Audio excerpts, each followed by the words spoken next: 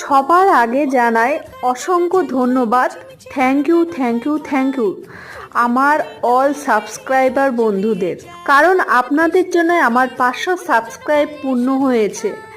তাই আজ আমি আগের দিন যে ভিডিওটা করেছিলাম সরা পিঠের, সেই সরা পিঠেটাই আজকে আমি রসে ভেজানো দেখাবো আপনাদের। দেখুন রসটা আমি করে নিচ্ছি।